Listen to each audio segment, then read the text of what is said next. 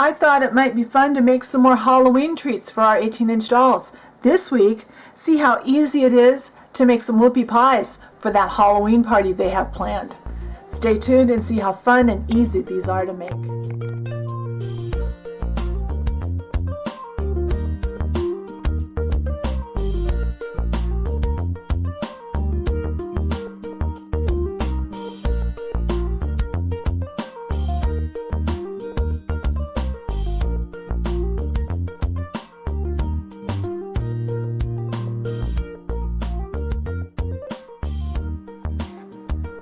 Alright, so we're starting out with an orange, kind of a pale orange clay, and what I've done is I've mixed some Fimo Mandarin orange with this original Sculpey, which is an off-white.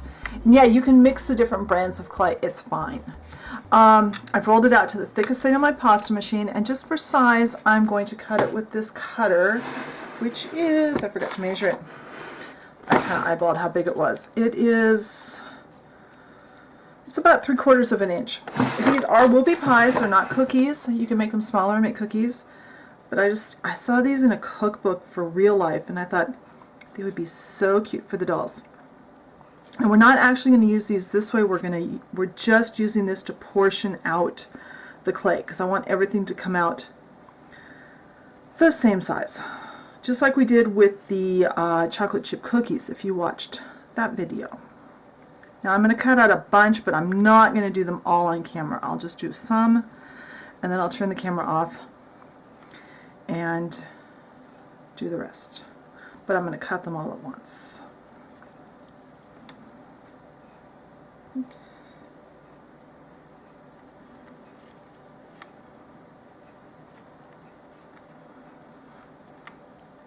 And when you get done, make sure that you have an even number. You're going to want to have these in pairs. Alright, so we're going to take a ball, a circle of clay. And once again, I'm using sandpaper. This is 60 grit. It's probably the same piece I used the other day for the chocolate chip cookies. I'm not sure. I'll do 2 of them on camera.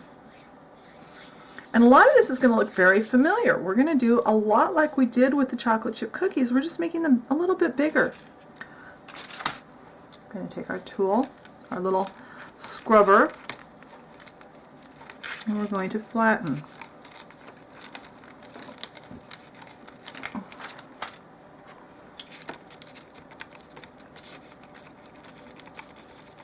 And then we're going to use this toothbrush. And what the toothbrush is doing is it's kind of taking out some of the harshness of that texture. It's kind of softening it. I'm not using the aluminum foil this time because I don't want that much texture. I want these to be a little smoother. Because a whoopie pie, as I've seen on things, I've never actually had one. I've just seen them in cookbooks and on TV and stuff. They're a cakey texture.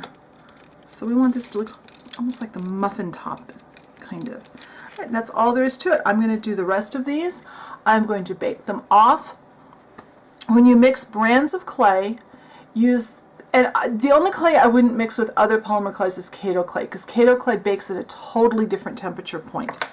But Fimo and Primo and Sculpey 3, it's fine, and original Sculpey, you can mix together with no problems. Bake them according to the lowest temperature setting, according to your labels, which Fimo has a lower cooking temperature than the Sculpey product. So I'm going to finish these. I'm going to do the same thing. When they're baked and cooled, I'll be back and we'll start putting these together. Alright, so these are now baked and cooled, so we're going to pop them off of our paper here. And then we're going to decorate half of them. Now you can decorate all of them if you want to. I'm only going to decorate one side of each of our whoopie pies. So they do stick, but they're easy to get off. Whoops, that one peeled off the sandpaper. That's okay, it won't show. That's going to be covered up. I think my sandpaper has probably, this is a sign my sandpaper has probably been used enough. Alright, so, what have I got here?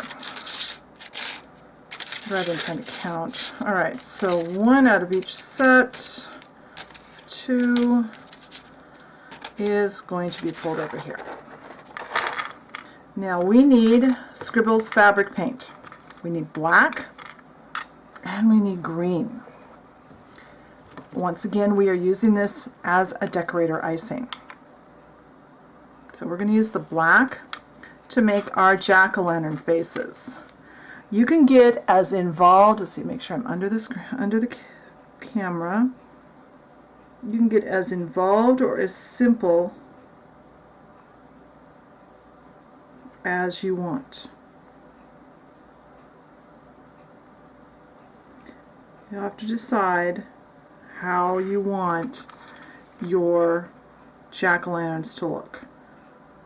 I'm going to play with a couple of different looks just to give you some ideas.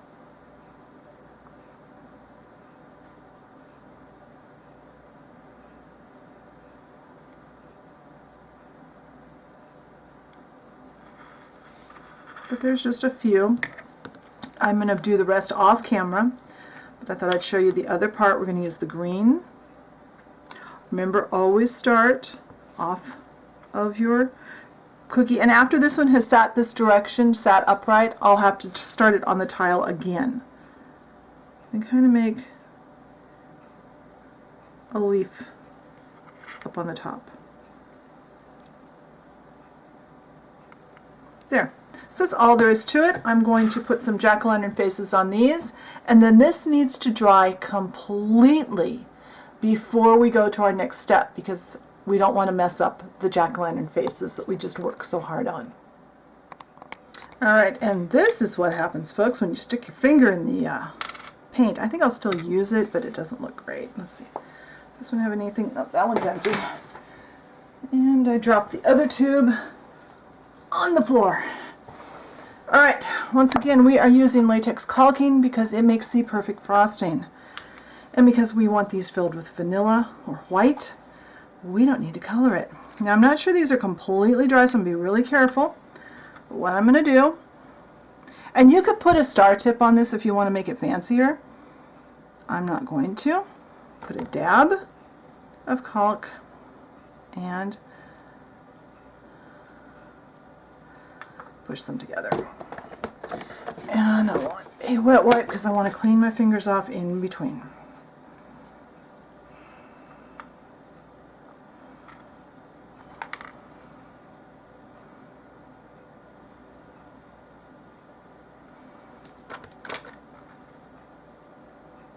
And the more even you get it placed, and the more even pressure you put on your cookies as you push down, the better it's going to look. Then these need to set.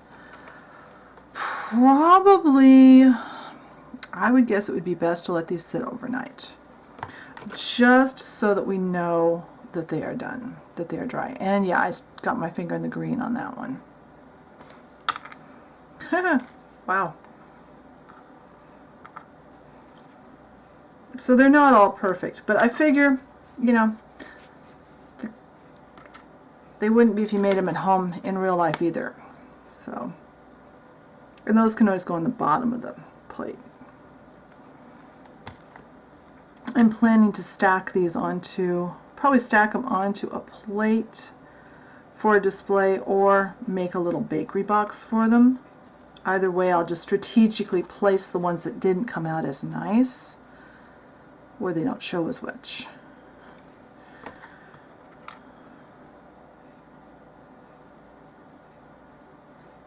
Just make sure when you're putting them together, if you only put faces on half, that you pair them up that way, with a plain one with a decorated one. So that's really all there is to this. I'm going to let these dry, and when they're dry, I'll come back and we'll get a final look at them. Well, our little doll-sized whoopie pies have sat overnight. I actually did them almost probably 20 hours ago since I finished them. And I think they are adorable. I think these will be really cute in a Halloween doll scene. And obviously you can change them up. You could use a chocolate brown colored clay, and you could make some that are just chocolate, or I saw some red velvet whoopie pies in a cookbook. You can make these any flavor you want. This is just for Halloween, but this same project can be made over and over and over year-round with different colors and even just different little designs on them. You could put a flower on this or make it look like an Easter egg for spring. You could put hearts on them. You could do anything. So this is a good basic. And yeah, this one has a big old, yucky spot on it, but that's okay because, you do this and nobody will know. Just make sure you put the pretty ones on top for your photos. So I hope you enjoyed this little project. If you haven't subscribed to my channel, please hit the subscribe button so you know what's coming up. And also follow the blog because I post some things that are blog only and you might miss some things that I'm doing if you don't subscribe there too. And find us on Facebook. I'd love to see pictures of what you're doing, and the easiest way to do that is for you to post it on the Facebook fan page. The link for that is always in the video description box. Be sure and come back next time and see what we make then, and have lots of fun with your dolls this week. I'll talk to you later. Bye.